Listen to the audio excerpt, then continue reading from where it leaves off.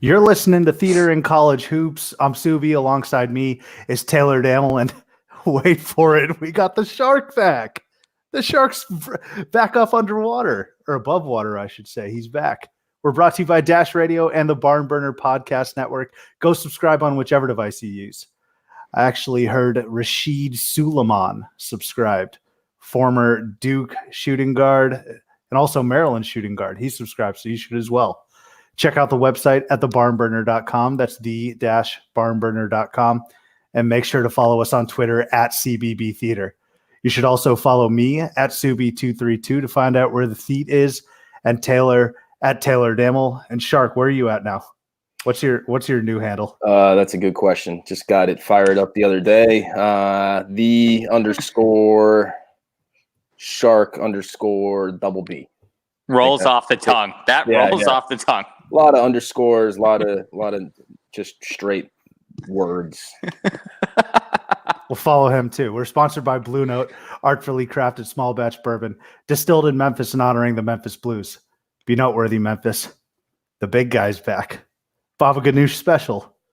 Where you been, Father? Where you been? I've been all over. It was a tough end of the year for me. I came on the show. We had the recap of my trip to Louisville. I went there to watch the Vols play in the Sweet 16 game. Carson Edwards, he put me in a body bag, and I really never recovered. So I spent this summer trying to recenter myself a little bit. I traveled around the States, visited a few different cities.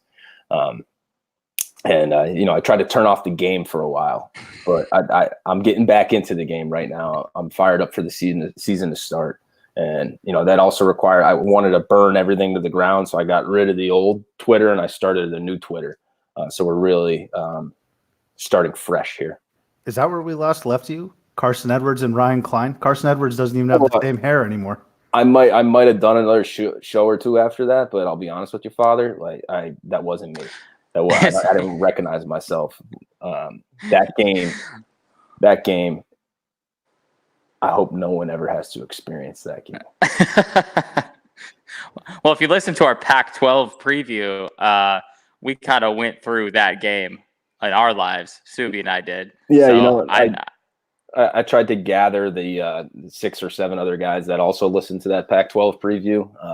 We all got together in a room and we shared our thoughts about it. But yeah, it was great, and I'm glad you guys are able to get some talking points out of such a debacle in my personal life there. So thank you very much. Well, I mean, we weren't there live actually, so I would give the nod to Shark here in terms of pain. Or you might have been there. You were there live, Taylor, right? You were in Staples Center. Yeah, I was. That's true. So you two can commiserate. I was able to just watch from afar, but I couldn't find anybody I was with for hours afterwards because everybody just got up and left and didn't even communicate with each other. Can I get a baby shark? Shark? You're in DC? Yeah. Nationals guy.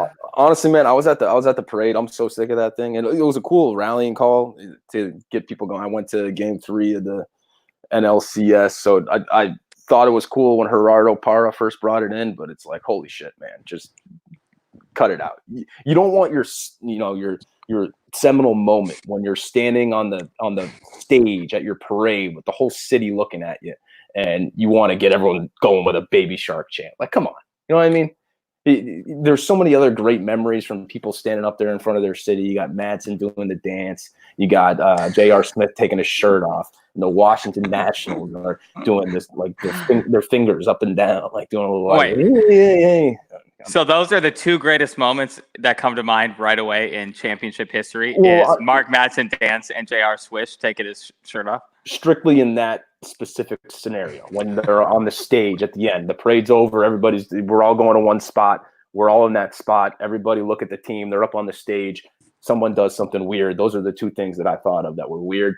I could probably get a few more if you give me some time, but those parades always end with, it's almost like John Calipari starting every season with that they're just kids speech at halftime. Those parades always end with, and we're going to do it again next year. And then nobody ever does. You're 100% right. And you guys called the Calipari kids speech when you did your preview on the SEC. which I thought was a shitty preview. No offense, but you guys got to. Would I you, mean, why? I mean, why are you so high on Arkansas? It's like, have you seen this team play? You're just banking on, you're going to do this again. You're going to do it again with Muscle Milk? Are you kidding me? Absolutely. Like, are you insane? he turns around programs. Did you see what he did in the 3 years he was at Nevada? I don't know. And you're just writing off LSU. LSU's not dead. Everyone talks about Naz Reid as if he was the centerpiece of that offense, and he was kind of a stiff. Let's call him what he was. Why don't you join us? You should have just joined us. I told you I was in mourning. I mean, can we move on? Can we let it go? We can move on, actually. BC with a nice win. Yeah, it was a great night. I mean, they're going to be sitting on top of the ACC for like a month, so it's going to be Duke and Boston College sitting right there. And North Carolina, they won tonight. Well, you're technically tied with Virginia Tech atop the ACC. Oh yeah, and Georgia Tech too.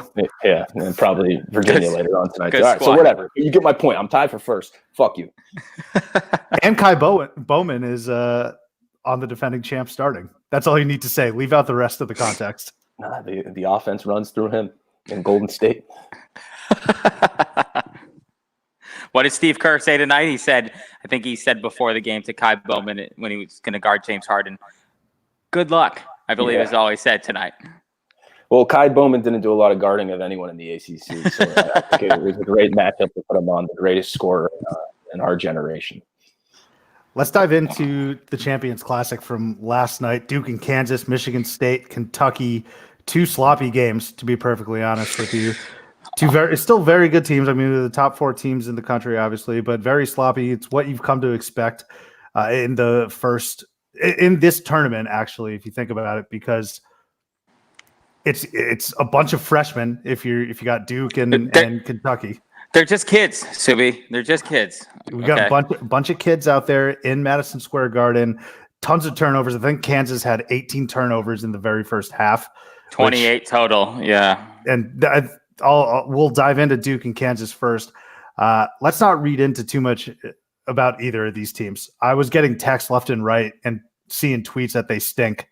Not ready to go that far. It's just the first game of the season. And I will say the biggest thing that I took away from it was this is a good win for Duke, and Trey Jones stepped up in the clutch. He stepped up more, in my opinion, than Cassius Winston did in that second game. It was a good win for Duke, but if Kansas doesn't turn the ball over like 1,000 times, they win that game.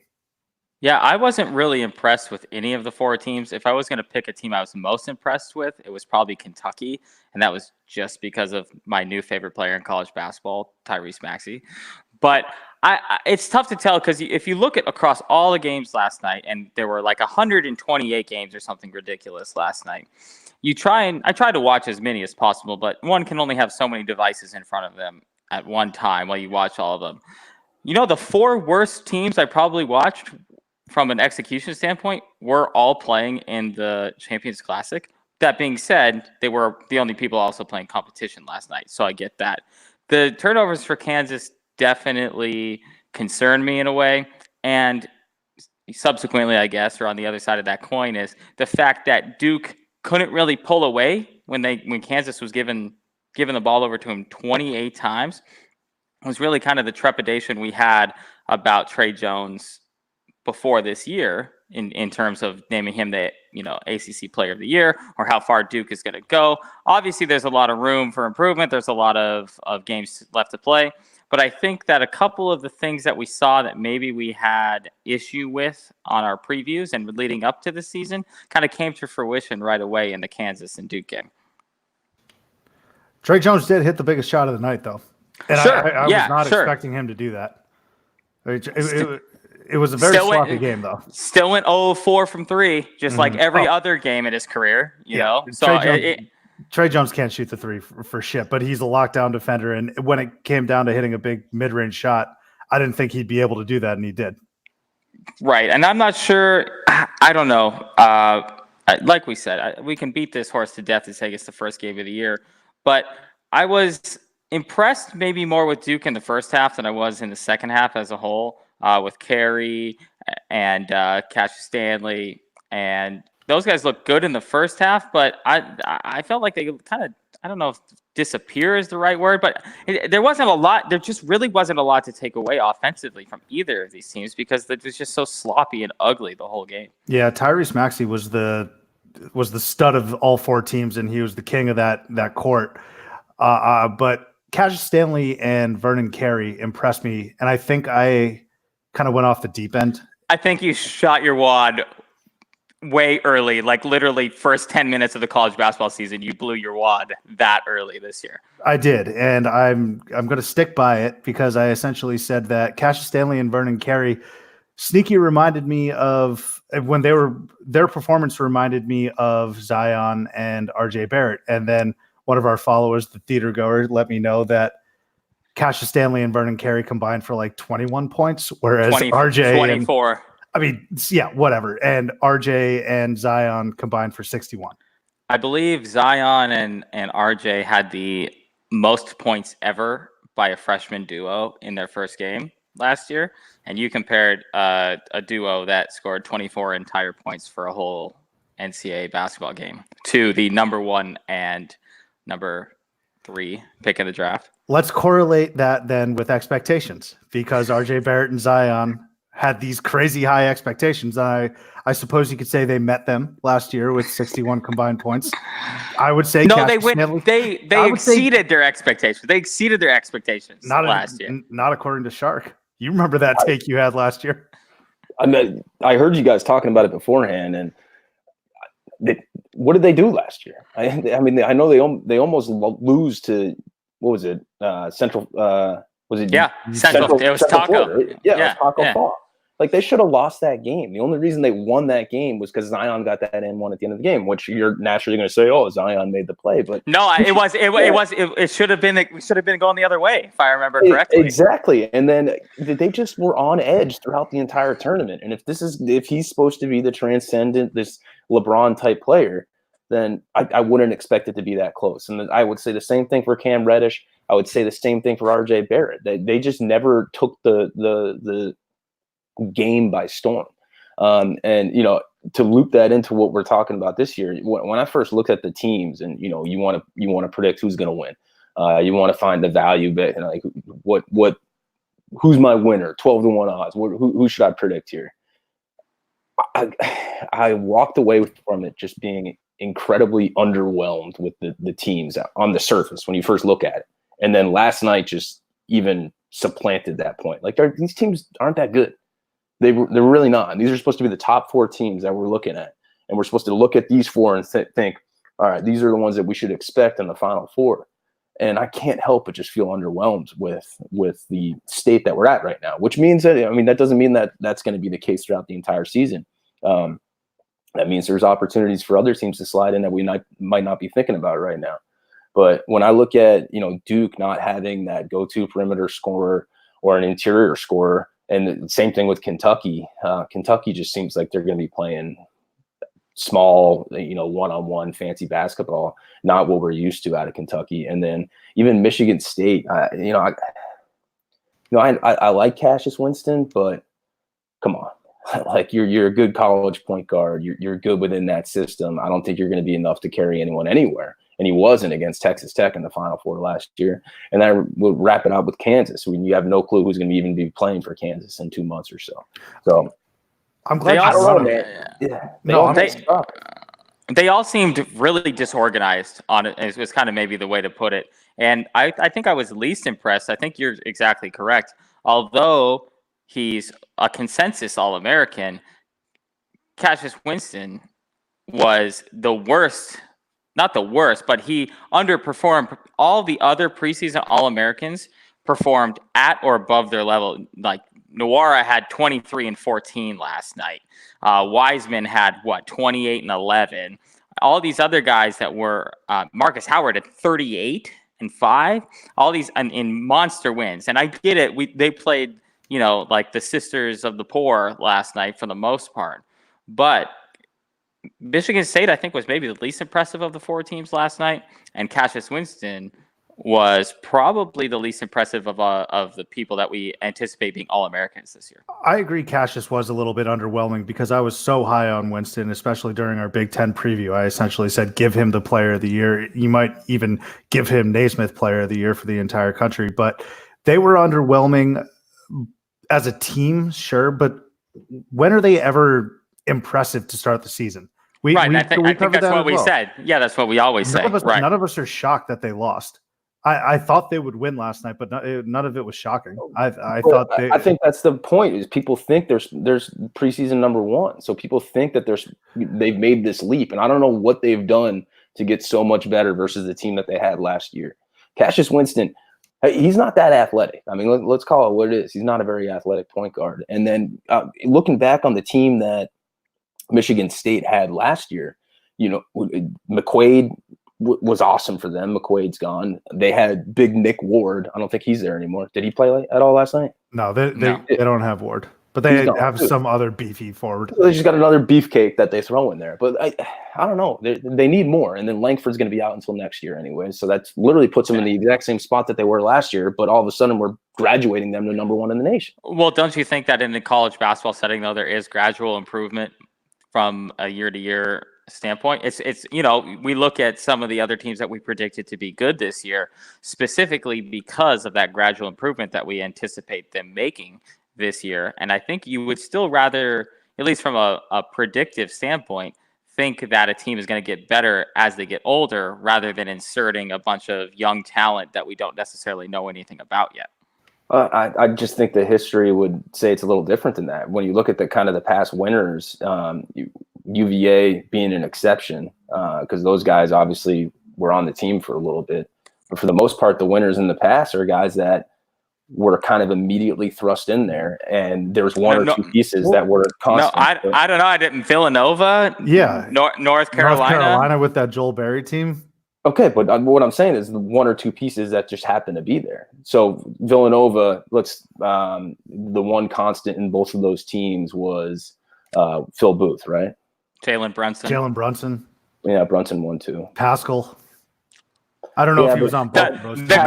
The Golden State Warriors' best player, Eric Pascal. Yeah, he was good. But so Pascal, was he? I don't know. We could get in. I don't have it in front of you, but I generally would think.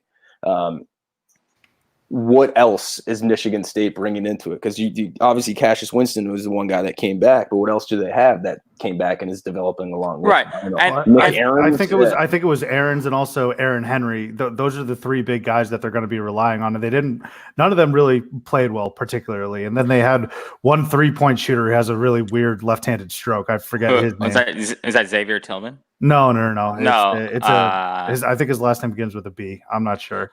But I think you do have a point, Shark, in saying that, I am always one that errs on the side of, well, this team should improve because every year in college basketball, as you get older, you should improve. That's not to say that a team can't stagnate because we've seen how many players for all of our schools or all of the years that we watched where they peak their sophomore year and then never get any better. You look at even some of the starting fives that we did of our favorite players in the previews, someone like a Hakeem Warwick or a Josh Childress, two people that I took in my starting fives across different conferences.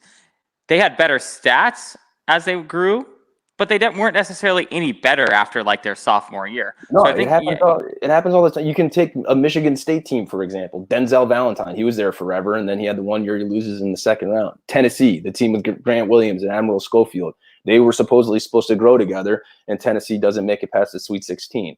Then you can go to the other Nevada, Subi, your boy, Muscle Milk. They were the darling the 1 year. Everybody comes back, and then they suck the following year. So there's plenty of examples of that.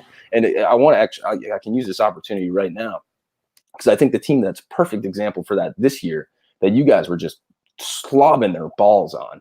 And I don't know where you're I get it because it's a popular pick, and I think. Hold on, can I guess? Can I guess? Seton Hall. No, I love Seton Hall. Damn it! Miles Powell is not getting enough credit. It's Louisville, so everybody's all over Louisville. Everyone's saying Jordan Noir. Okay, great. Why is Louisville all of a sudden going to win the national championship? I never said they were going to win the national You championship. said they're going to win the ACC. I did say they were going to win the ACC. Doesn't necessarily mean they're going to win the title. They're better than Duke and North Carolina now. You just told me Duke wasn't that impressive. After last night, maybe. Yeah. Okay, Yeah. maybe not. I still don't think Carolina was down like 7 to Notre Dame at you home. guys. Let me ask you: were you guys going to Louisville and watching their practices this summer? Like, where you get off thinking that that Louisville is going to make this leap into the cream of the crop of the ACC? Because I know what you're doing. You're just looking at what the pundits are picking, and then you're putting your name on it as well because you think it's a popular, trendy pick. And I'm think you're an idiot for doing that because Jordan Noir is a great player. I've watched him play a whole bunch of times. He's a shooter. He shoots, and he's big, so he happens to get a lot of rebounds. He's soft. He's a finesse type guy. All right, and everyone else that's on their team, they were bench players last year, and they had a good recruiting class this year. So why all of a sudden do we think, okay, that's good enough to beat Duke and North Carolina and UVA and all the other elite teams in the ACC? And my final point is that same team, that Louisville team last year. Do you know what all these guys that they're supposed to grow and develop? You know who they played in the first round of the tournament last year? I forget. Hit me. They played Minnesota in that first game on the Thursday, and they got the shit beat out of them by a Rick Pitino Jr. coached Minnesota team that had no talent whatsoever, and they wiped the floor with your golden Louisville Cardinal. And that's I can't believe people are calling them the trendy national title pick this year. I'm not going that far as to call them a national title, but I think you're also forgetting about Chris Mack.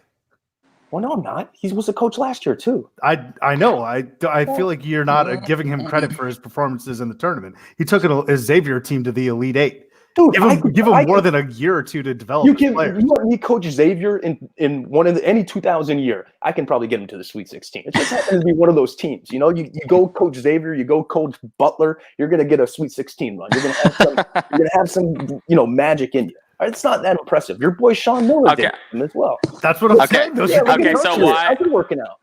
All right. So why? Also, real quick, Sean Miller wins his conference quite a bit of times. All right.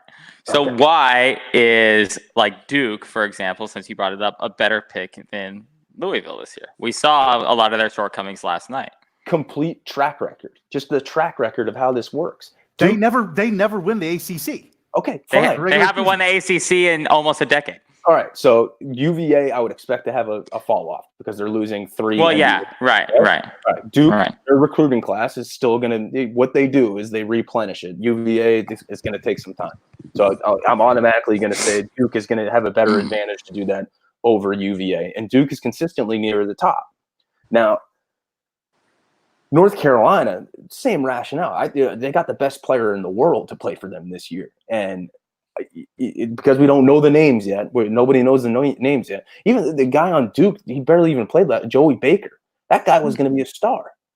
So I think Duke is going to have a ton of talent, and I think it's just naive. We're only doing Louisville because we're comfortable saying Louisville is homegrown and they're going to get there, and they haven't proven anything.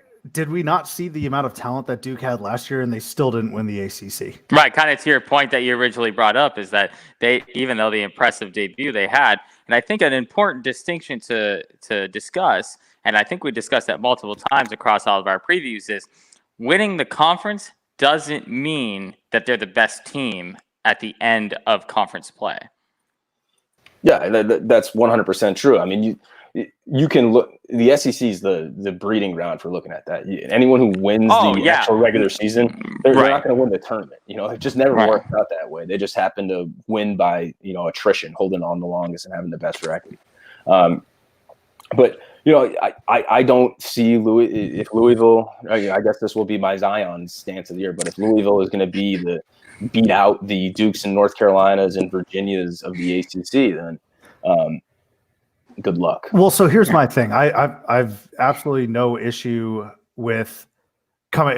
If you were to propose, let's say, a Carolina that'll win the ACC, I could entertain that and hear you out. But we're going based off of the track record. And if you were bringing up track record and talent for Duke, it clearly doesn't work out to a regular season ACC title, which they have bigger fish to fry. But and we also talked about Virginia having a drop off. So I just don't understand why it's so inexplicable that Louisville, of those, like, where does Louisville rank, do you think, amongst the cream of the crop in the ACC? I think my better question should be, you guys asked me why Duke, why Louisville? To take these two teams as an example, you both, I guarantee, remember the game last year. It was in Louisville. They were killing them in the first half. Yeah, we referenced I've it. never seen a team shrivel in a moment more, maybe outside of Subi and I growing up playing basketball against some inner city school when we were facing a full court press. But that is what these are, the same guys on that team, right? These are the same ones that you two, I'm looking at. Just adopt the idea of these talking heads out there and just throw it out there, because I know you aren't watching Chris Mack's practice, and you're only doing this because Noira's got fancy numbers and their recruiting class look good. What are you watching? K's practices? You watching Roy Williams practices? Tony Bennett's? I told you I took the summer off. What do you think I was doing? Yeah. He did say he visited different cities in the country. Yeah. That's true. I mean, I led with that. I laid the foundation for it. All right. So go ahead. So I was going to say, I think my point and my point about mainly not the teams that I picked to win the conference, but that was each of the conferences, but also the coach of the year was I generally went with continuity across the board, having an expectation that continuity would push them up over the top. Will that be right or wrong? I'm not sure, but I do think that had a pretty my track record of the teams that I was picking pretty much had a normal line of, these are the teams that have good returners. Sometimes they had more new guys or not, but a continuity across the board. It's why I took it's why Subi took like a Colorado to win the Pac-12.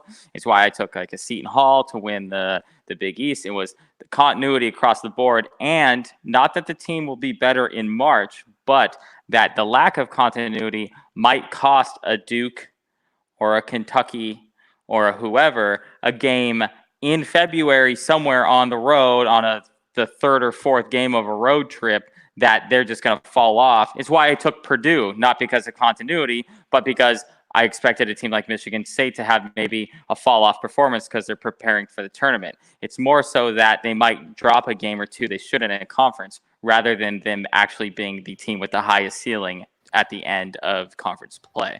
Yeah, I get your point. And, kind of just to put this to bed, because Sue, I'm sure you got some other topics you want to grill us on, but I just don't think Louisville has shown us enough for us to be able to make that quantum leap. I'm looking at, they finished, I think, 7th or 8th in the ACC last year.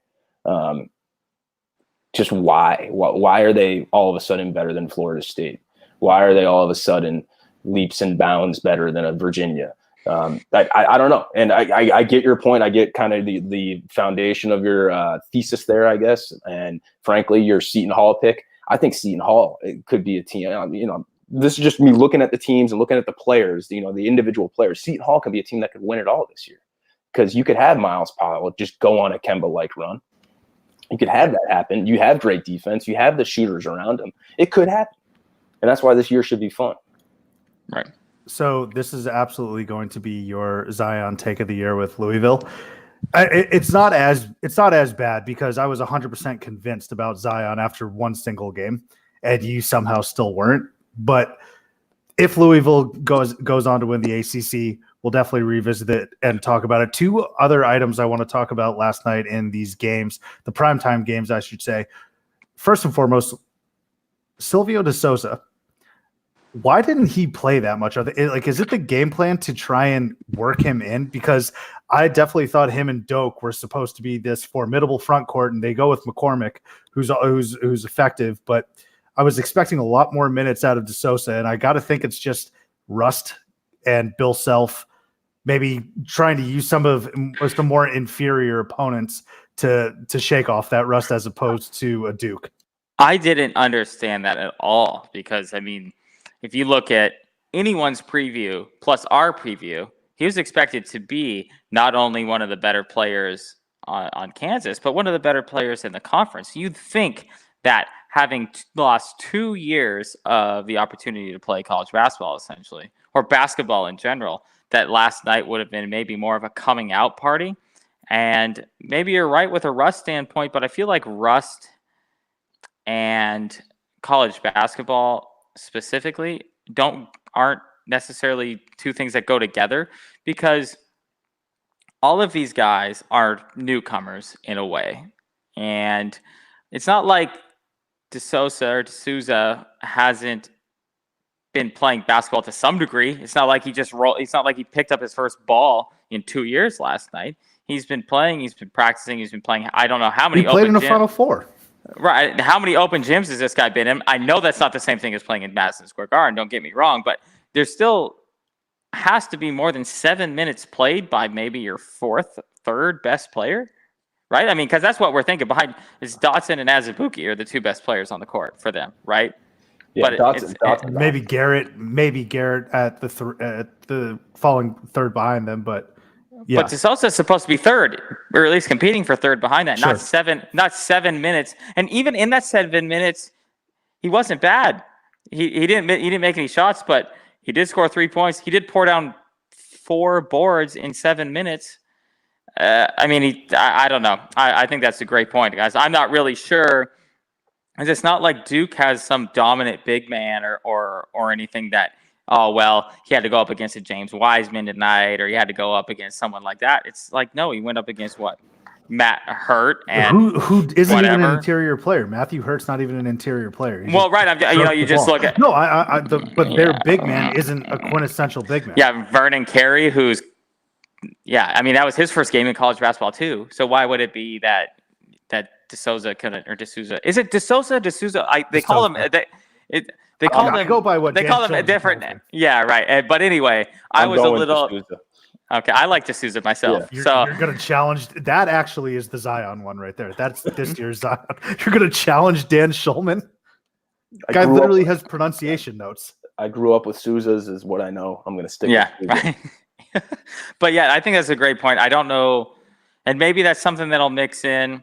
But I think that even just after one game, it's enough of a talking point. I don't want to call it a red flag, but there's got to be something to the fact that he only played 7 minutes last night after what should have been, in my opinion, like kind of a coming out party. Not even from he didn't have to score 20 points and 10 boards, but if he should have played more than 7 minutes. It's not like he wasn't in foul trouble. That's what I was expecting. So I'm going to have to keep a close eye on his minutes here the next couple games when, again, they don't play in MSG, when they're not playing up against Duke.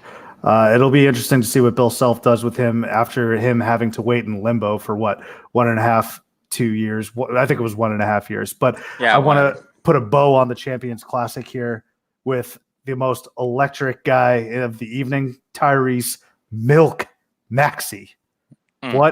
What a performance from Tyrese Maxey last night. He did everything for Kentucky, including hit the dagger 3, which reminded us and reminded our friend who actually made the first observation. He said, is Tyrese Maxey the new Malik Monk of Kentucky? And I actually think that's an awesome comparison because they provide that spark, and that last 3 reminded me very much of the 3 that Monk hit against North Carolina in I think it was Elite 8 game. Yep.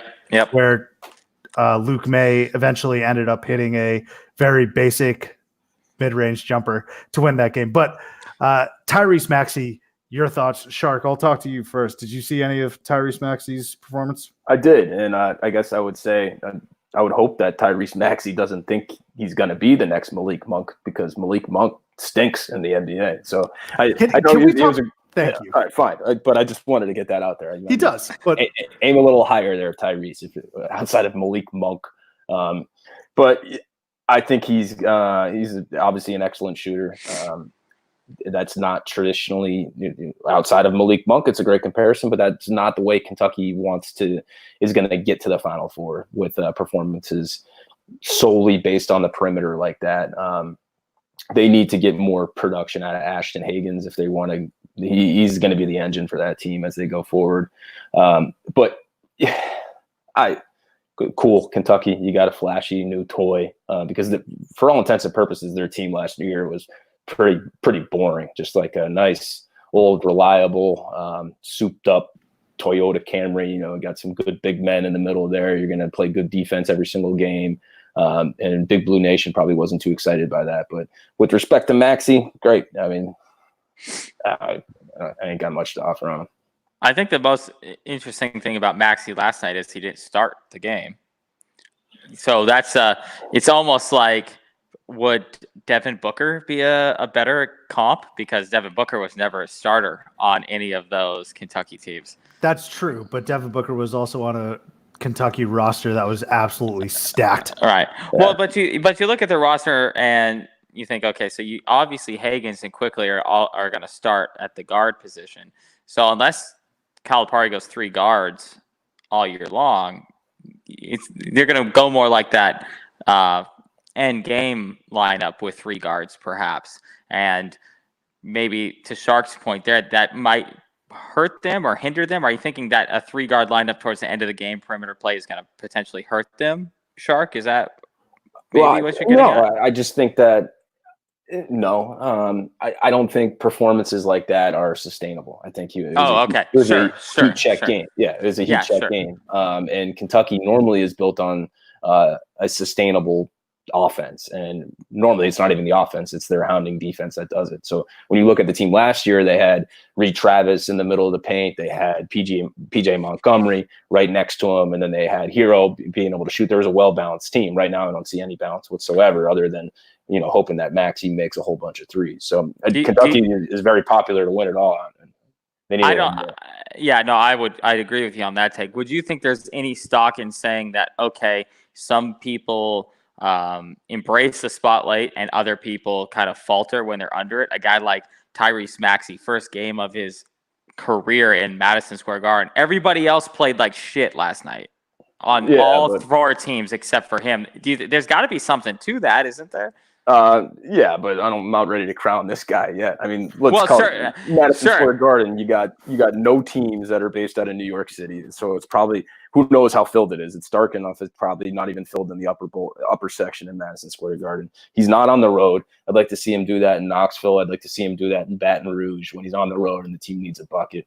And yes, I think you have it. But to be honest with you, on Sunday, once I got finished drinking a ton of beers and watching the Pats-Ravens game, I had no clue who the fuck Tyrese Maxey even was. So I don't know, but it was a good first game for him. Hey, maybe he'll keep it up. Maybe it'll be sustainable, but I have my doubts. And to go back to the brief Devin Booker point, I mean, this guy's not Devin Booker. Devin Booker was 6'5", 6'6". This guy seems very small, very, very slender, very Malik Monk. And I was going with maybe more of a role than an actual game. Sure, fair enough. And it was a sellout last night, by the way. So yeah, it's a sellout. Fuck you on that. It was probably a sellout when you combined like both games. So like they sold out one portion of it, and is some who is gonna on Kansas? Who's gonna stick around for that second game on a Tuesday night at? I probably would. Yeah, but didn't you fly up to? If you probably flew to New York just for this event, so. Nobody flew there, or people just had nothing better to do that night and wanted to go in.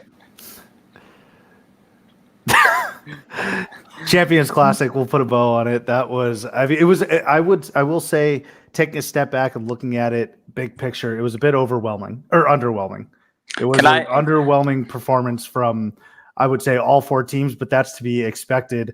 I was most disappointed, I would say, in Michigan State, though, because I don't think they led for any of the second half, maybe, but they just weren't very good. Can I pose one more Champions Classic question before we move out of here? Sure. Is the Champions Classic more hype than substance every single year? Yes. Absolutely. Yes. It's the first game of the year, but we love watching the 1 versus 4 play each other, the 2 versus the 3, 1 versus 2.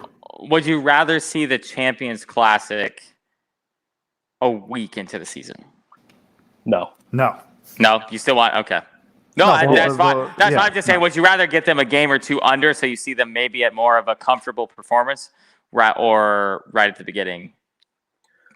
No, I mean, I actually Okay. kind of enjoy, maybe because I just love college basketball. Sure. I kind of enjoy all of the turnovers. I kind of enjoy the bricks here and there. It's nice to see them feel themselves out, and then you get rewarded with a Tyrese Maxey type It's performance.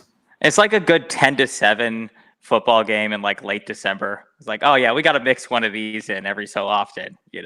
I get it. I got you. I put no stock in the score of the game whatsoever. This is to Subi, to go back to the difference between you and me that was outlined. You care about this stuff. You care about the regular season titles and all that stuff. This means nothing to me. I told you this means nothing to me. Yeah, I know, but it means even less to me than it means to you. Okay. No, that could be. I'm a March guy. All right. I'm only, my eye is on March. So when I look at Maxey last night, I'm looking at some guy that might shrivel if he gets pegged in that 2 p.m. Friday slot against Murray State. And all of a sudden there's craziness going on. They get bands saying, hey, and they're all over him, and he doesn't know what to do, and he's not quite into it. He doesn't have the big lights in Madison Square Garden going, and all of a sudden he folds. Yeah, so I think Maxey is actually the perfect example of the dichotomy between us, because we used Zion last year as the example, and what you're going to say is, oh, he didn't win a national championship by beating every single team by 80 points, although he did have a great run, and he lost to a really good Michigan State team, obviously. But Tyrese Maxey, I love the performance. Allow people to have fun. Let me tell you that, Shark. Allow people to enjoy things. It's okay. I mean, isn't that part of the joy of college athletics, is just overreacting about everything all the time? It used to be, and then I just realized there is no joy in college athletics. No, there really isn't. You feel the same after every year. There's no better example than when anyone asked me, like, oh my God, you guys went out to that game at Madison Square Garden or at Staples Center. It was like, did you have a great time? And I'm like, no, I had the worst time I've ever had doing anything in my whole life. Am I going to go again next year, though? Yeah, probably. Am I ready to be heard again? Not right now, but maybe after a summer visiting different cities in the country, maybe I'll be ready to be heard again. That's right. 2.5 to 3 hours of ass cheeks clenched together that could crack a watermelon. All right. There were some other news and notes in the college basketball world outside of the Champions Classic. I want to touch base real quick on Illinois. Illinois had to go to overtime against Nicholls State. Shout out to Ronald Ollie. They had to go to overtime against Nicholls State, though. And the reason I'm bringing this up is because Brad Underwood was my preview. Your boy. Coach, don't worry. Some of your guys didn't play so hot either and coach so hot either. But Brad Underwood, my coach of the year in the Big Ten, not the best start. Alongside him was Fred Hoiberg in the Big Ten, who just got embarrassed in his home opener against UC Riverside. And then some other coaches, Kevin Keats, who was my ACC coach of the year. He lost to Georgia Tech at home. And then your boy, Mark's boy, Nate Oates, they lost. Can I say at least that I did have one prediction of Kira Lewis Jr. making a huge jump, and he had 38 and 5 last night? Is that worth anything? Lewis had 38 also? Him and Mark? 30, okay. Comma or dash 8 and 5.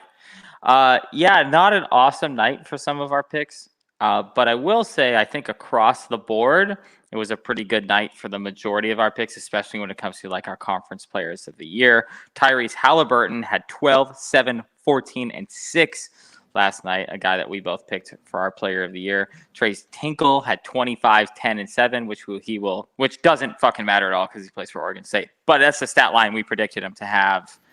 We pretty also much for every game. It doesn't matter because he plays for Oregon State. Right. We just have to hammer that point home. Right. The one thing that I thought was a little interesting about one of the games last night is, Kerry Blackshear, who's awesome for Florida, had 20 and 10 last night. But they didn't dominate a team like North Florida. They only won 74 to 59, something like that. Louisville actually won by a lot. Well, they dominated Miami. Nawara had 23 and 14. The score was way closer than the game actually was. I think it was only like a 14 or 15 point spread by the end of the game, even though it was like 30 for the majority of the game. But how comfortable are you feeling, Subi? Or actually, let me ask Shark, how comfortable are you with Subi and my picks for our coaches of the year after last night's performances? Well, I wish I could have intervened when you guys were doing the SEC one to help you out, because I hate Nate Oates. And Taylor, I know you're big on Nate Oates, but what were you doing during that game against Texas Tech in the tournament last year? Did you watch that game? I've never seen a more lopsided, just manhandling of a team than what Buffalo did versus Texas Tech. And Nate Oates, the best thing he's done since getting to Alabama was somehow convincing Kira Lewis to not transfer, because he was going to transfer. Once they fired Avery Johnson, Kira Lewis was halfway out the door. There was actually some thoughts of him getting up to Knoxville. That would have been pretty phenomenal, but it didn't work out. And whatever Nate Oates did right there, he should put himself in the Coach of the Year running just for whatever that move was. And whether it was a nefarious move or not, he did great by doing that, because I do think Kira Lewis, and you guys are doing your Players of the Year, I think Kira Lewis could be the SEC Player of the Year this year. Yeah, and that's I think someone who I brought up as right.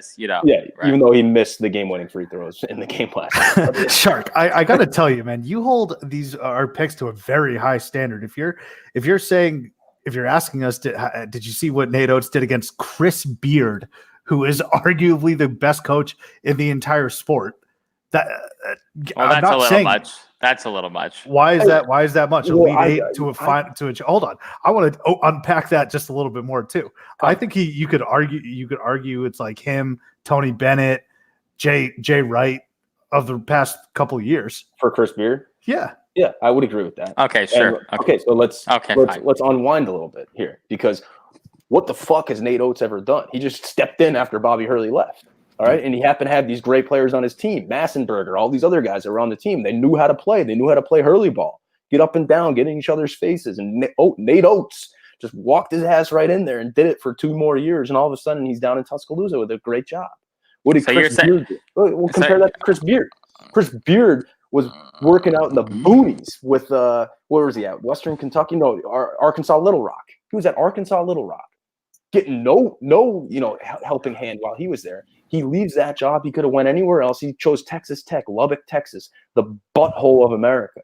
He goes there and he makes them brings them to the finals. So I think that is the difference between a guy like Nate Oates, who got bodied by a guy like Chris Beard in that game. I understand. No, I agree with you. There's a huge difference, actually. I don't think Nate Oates is on the same level as a Chris Beard, but Nate Oates isn't coaching against a Chris Beard in the SEC. But that being said, I did not pick Nate Oates, so I'll let you defend that as well, Taylor. Hey, I'm going to stand by my pick. It's the first game. These are just kids. Okay, let's remember that these are just kids. All right, and we have a lot of room and improvement before conference play starts. That's what I'm going to leave it at right there. So are you saying, wait, Shark, are you saying that Nate Oates is the what's the word I'm looking for? The poor man's Kevin Ollie in a way? Not even that. Nate Oates. I mean, the poorest of poor man's Kevin Ollie. Yeah, it's just like the vagabonds, man, of Kevin Ollie, if anything. But you just said that you're not ready to give up on that pick of Nate Oates to win the SEC championship of the year. This is just advice to you. Coach of the year. Coach of the year. Yeah. Give up on that pick right now. You shouldn't have any hope. I don't think there's ever been an SEC coach of the year that lost to Penn at home in his very first game. I don't think it's happening at this point. Senior laden ball club there. Penn is. Well, now looking at the roster, I'm just assuming it is. So that's a good assumption. Can we also just real quick spend some time on Fred Hoiberg? What a terrible homecoming back to college basketball. Jesus. UC Riverside, dude, at home. That looks like the most depressing place in the entire country at that particular moment. Was Pinnacle Bank Arena or whatever their arena is called. Dead quiet, getting absolutely bodied by UC Riverside with Fred Hoiberg as your coach, who has had quite a bit of success as a college coach. And then he comes back. You're expecting at least to win that and some sort of improvement from Tim Miles. And Tim Miles could have done that. Tim Miles has done that. I mean, a lot of people mentioned them as kind of like a outside surprise team to maybe be kind of decent because they had some good coaching now. And that clearly was put to rest on November 5th, the first day of the college basketball season. Unless there's some vast improvement on that, that is going to be way out of the door of any in the realm of possibility. See, I'm on the other side. You got to give Freddie some time here. What Tim Miles did, he went all in to save his job last year, and by going all in, he just brought in transfers that would have one more year of eligibility to hang on, and that left the roster just a dumpster fire at the end. Now Hoiberg, I mean, I'm a big Hoiberg guy. I go back to that 2014 year when Iowa State was my pick to go to the. Wasn't it everybody's pick at least one of those couple years in there? Yeah, I was hard on Iowa State. This was George Niang right as he fractured his foot. He fractures his foot. They go to Madison Square Garden. They play UConn, Kemba Walker, and the rest. Actually, Shabazz Napier, wasn't it? Yeah. Kemba was in the pros at that point. It was. And DeAndre Kane was on Iowa State. Hoiberg had the boys fired. Oh, God, what a team that was. What a team. And really, it's never been replicated since. No, I think Hoiberg will end up turning this program around to an extent. Oh, I agree. I agree. But the very first game, you got to win that to instill any sort of confidence. So Fred Hoiberg luckily has that track record at Iowa State. We'll see what he ends up doing there in Nebraska. And then, because you know what Nebraska's fans are probably thinking, and they're far more invested into the football team, but they were hyped on Scott Frost coming back. And it hasn't necessarily panned out at this point. Quite yet. Obviously, they're going to give him some more time. So there might be a little bit of PTSD there. Some other news and notes. Another sketchy game. Our boy Wild Bill Sproat and Utah State. They beat Montana State, but Utah State, ranked number 17 at home, did not necessarily impress. You know, I'm a big Sky fan. So let me tell you a little bit about the Big Sky here. Montana and Eastern Washington were both picked to win the Big Sky, as they almost always are in that conference. Montana State was picked 7th in the Big Sky. We're watching an Arizona NAU game currently, and I think NAU was picked higher in the Big Sky than Montana State was, and they took Utah State down to the absolute wire last night. I think, I will say, though, the number one team that came to my mind when I looked at the preseason rankings of the who's ranked too high type of deal was Utah State. Whereas I like Utah State. I think they have an awesome home court advantage.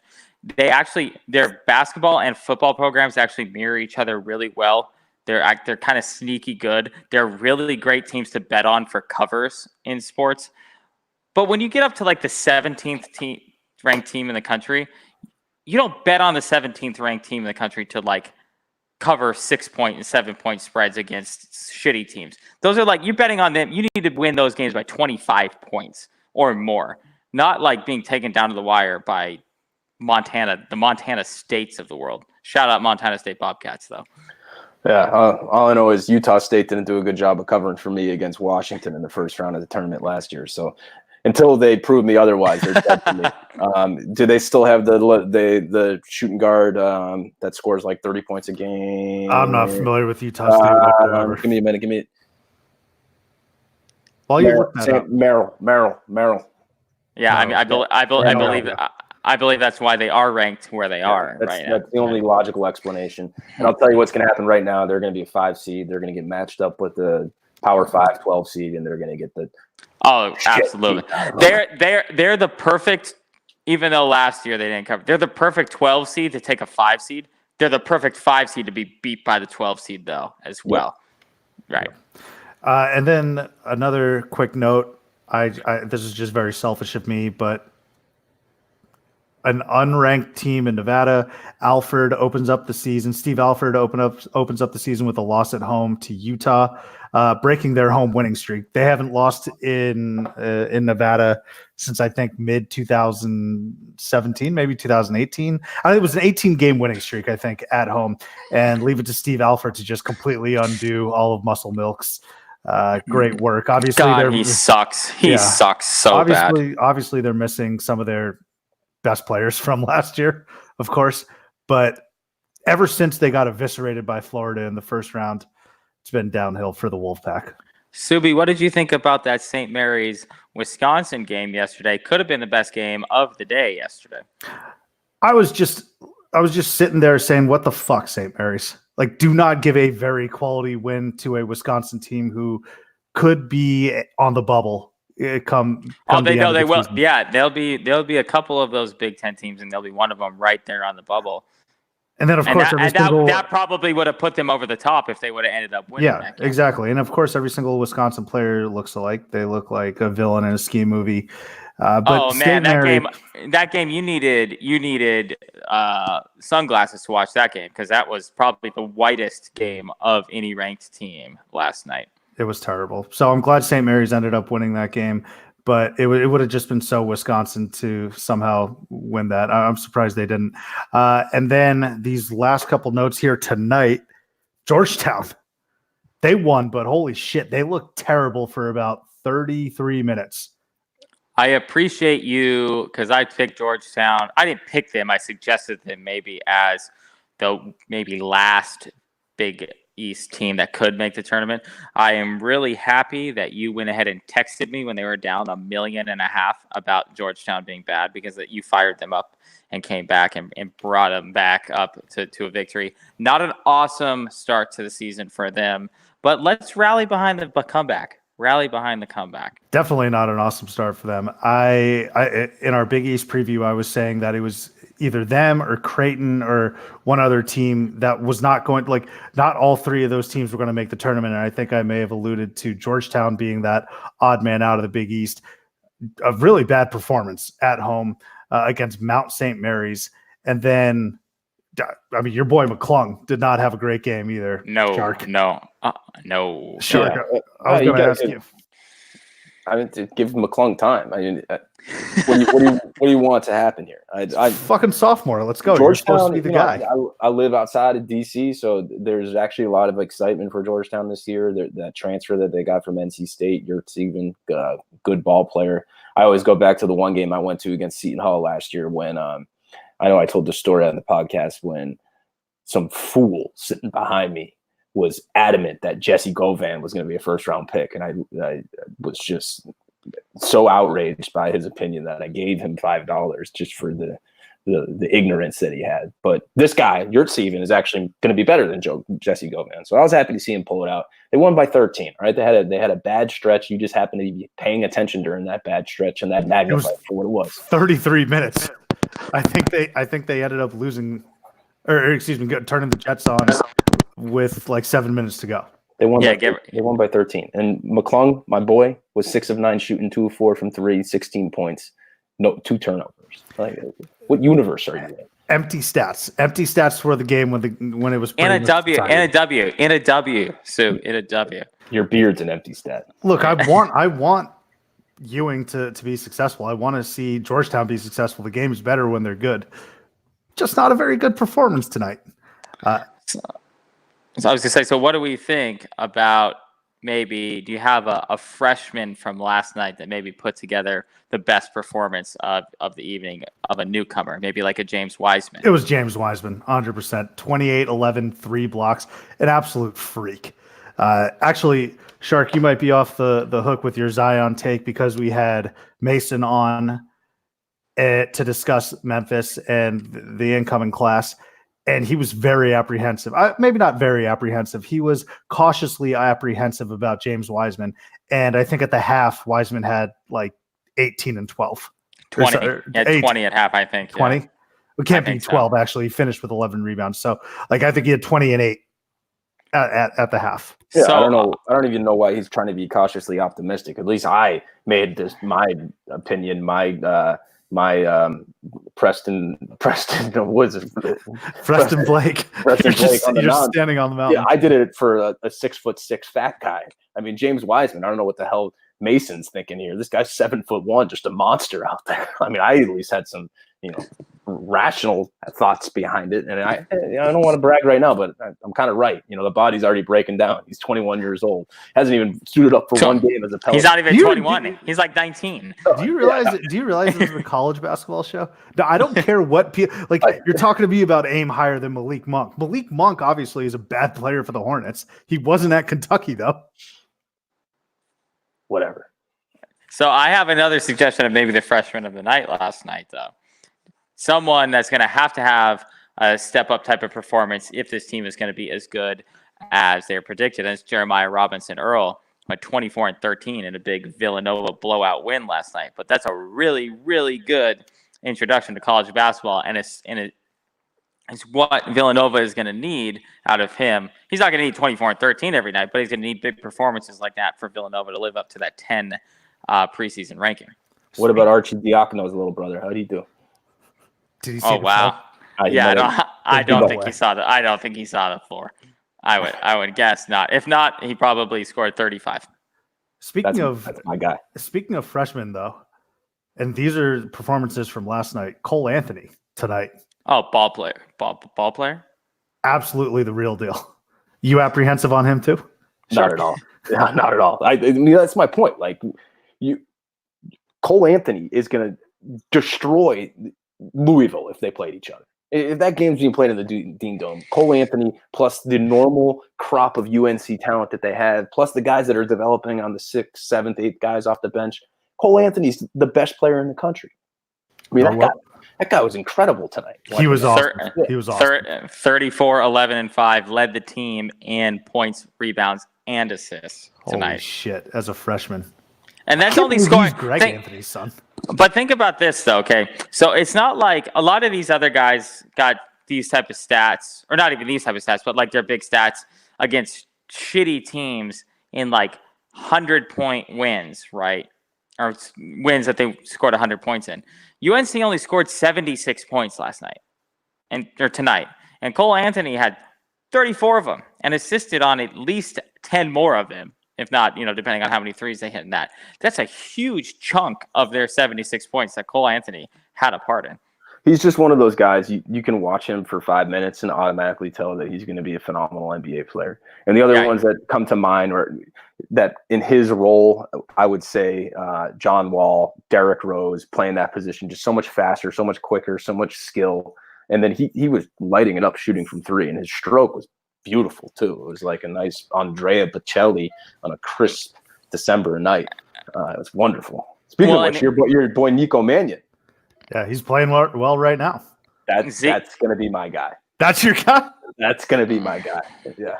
Hey, Zeke Naji putting in a lot of work here tonight for Arizona as well. Surprise player in the Pac-12, as I believe we predicted. If we're talking strictly point guards, though, I'm glad you're on the Nico 100%. Who wouldn't want to be on the Nico train? Come on. He's an awesome ginger. Solely because he's Italian and he looks ridiculous. That's so. I was actually up by his mom and dad's house today. I should have swung by and said, "What's up?" Gray Hawk, what's up? Yeah, mom might actually be wheelhouse, to be honest with you. Wow, actually, she kind of is. She kind of is for you. Yeah. I mean, I have to tell you that wheelhouse is getting a little crowded. You might have to start making a few more cuts. Maybe make an age limit. I don't know. Well, I mean, I do have a limit. It's probably around the high 50s, low 60s.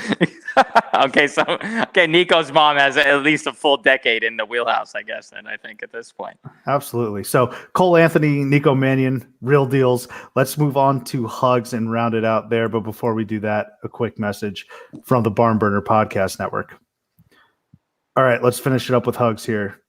Taylor, I'll start with you. So I was going to give my hug to Marcus Howard because he became Marquette's all-time leading scorer last night after he scored 38 points. But because the Shark has returned, and this is a college basketball podcast, I get that.